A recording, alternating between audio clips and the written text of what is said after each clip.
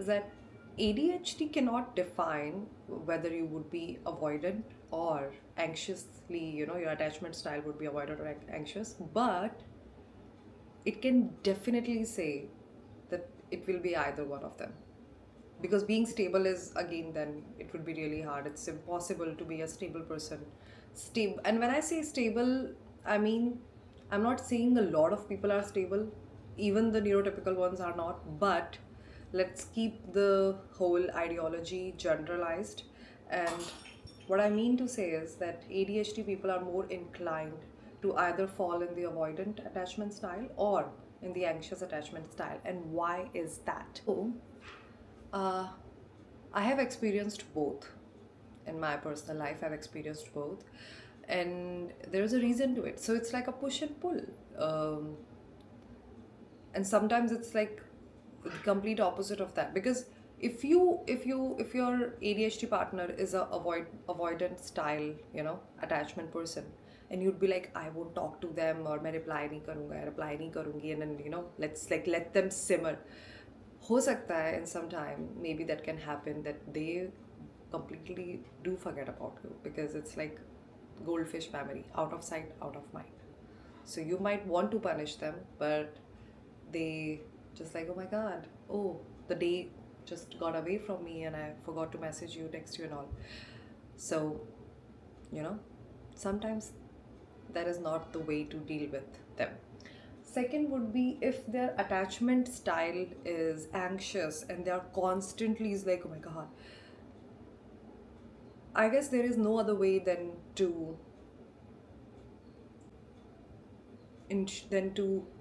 reinforce the stability and assurance from your side, and there are ways to do it. Because if a ADHD person is anxious about their attachment towards you, then the one thing which will keep them at peace is let them know what's going on and where are you, what's like, keep them aware, keep them updated on your surroundings and stuff and all, and let them feel that they are a part of your life, because that worked with me. I feel better when I know what is happening and what's going on there. It's and I would say if that comes possessive or anything like that to a person, I think I don't feel it's like that. Like, I would want to know, and I would feel like, yeah, thank you for telling me. Yeah, I want to know if you've spilled your coffee, or even you had like a quarrel at work and stuff. Like, I would want to know the mundane things and the stupid things, like specifically, spatially, the stupid things. And I love telling stupid things to people I love. So I love telling all the mundane and non-significant, because life is non-significant. Again, everything you do and have and around you is insignificant, but you tell it to somebody and they remember it and ask you the next day what happened and keep check on you, it makes it significant instantly. So that's, there you have it. So we talked about all these 5 things, which is hyperfocus, Limerence, our favorite RST, rejection syndrome, rejection sensitive dysphoria, attachment styles, avoidant and anxious both, and love bombing. Now I'm going to end this video by telling the neurotypical people how to deal with your ADHD partner. So if you are dating a person who has ADHD, there might be so many ways that you can figure it out, because it's such a distinct mental neurodivergence. It's such a distinct mental like brain work that it's immediately pops out like you. And there, I know there are a lot of posers out there. I don't like calling it, but I can understand there are a lot of people who use the word ADHD when it's not needed, because it's such a heavy word. Like, it's like depression. People would say, oh, I'm in depression, or I have ADHD. It's good that you are aware, but let's not jump to the deep end, because there is a lot of like middle ground that needs to be covered. Like there's a lot of difference between being extremely sad and being depressed. There's a lot of difference between being hyper focused or distracted in general and having ADHD. So ADHD is a mental neuroscientific, thing. So it's it's a different chemical reaction that happens in your brain, which does not happen in neurotypical people. So now let's get into this. So if you have a partner and you love somebody who is hyper focused and is ADHD, so one thing somebody said to me, and I just love it, that it's like attention deficit. There would not be attention deficit. There will be so much attention that your ADHD will learn to be calm. So I figured out that I am at my best, and the people who brings the best out of me are the people who provide a lot of security and assurance in my life. Like I can count on them. Like they are my support. So my best friend is my best friend since 4th grade. And the clarity that she has with me all these years, like, you are my best friend. We are 27 years old and we still, like, she's my best friend. It's like that feeling. And having her growing up made me realize that I just need to find a person like her to be my partner. That's it. Because I feel so much at home with her. Like there is no boredom, but at the same time there is no confusion in my head about what we are and where we are and how does she feel about me. She constantly let me know. Same with my mother and same with my sister. They are the people who constantly provide a lot of assurance and safety, and I understand that that's very important. The second is talking. If you are in love with an ADHD person, you need to understand they love to talk, and you need to talk to them as much as they talk. You cannot be like, oh my god, I can't talk about this relationship anymore. Then you know what? There is no point of being with that person, because they love to talk about relationship.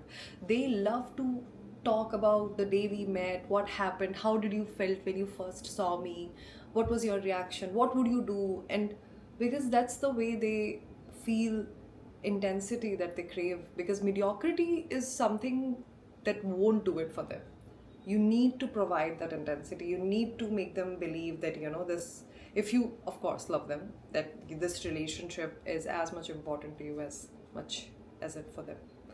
And that's why I say to a lot of neurotypical people that it's very hard to date a ADHD person, but it's the most thrilling thing that you can do in your life. And if you want to feel alive every day, and if you want to feel that you are in a Yash Chopra movie every day, date, like, be in love with an ADHD person, because they would bring that intensity. There won't be a day when you would be like, oh my god. It's just they are so unpredictable to even themselves, and they are so intense that when they love you, you feel like the top of the world, that there is no other feeling. But then be prepared for the downfalls, for the bad days, because a normal person would fight with you and make up the next day, or react in a normal manner. A ADHD person, when feels rejected, completely breaks down. They completely break down. They just go into such despair that you'd be like, oh my god, what happened? We would sort this out. But you need to understand that you enjoyed the intensity of high and the love. Now the intensity of being miserable, you have to go through that too. So I guess that's one. And for the love bombing, I would say, love bomb them double. If they do something like, if the ADHD person is bugging you by texting you 15-16 times a day, you know what, you bug them more. You text them 100 times a day. You give them the taste of their medicine and they will stop bugging you. So if And in the end, I would end with, like, if you're really facing some relationship issues, of course, go to a couples therapist, go to somebody who understand, who can, go to somebody who can give you your due time and makes the communication easy between both of you. But I wanted this video to be like a bridge between completely being unaware and now having certain idea. And all the content that I create and all the videos that I create is all about self-reflection. This is what I did, this is what I understood in my years of figuring out and, you know, understanding my brain and stuff. And I'm still in works, but I don't expect myself to be completely aware about who I am. I guess uh, I guess there is a crossroads. There is like the journey to self-awareness is very simple to me.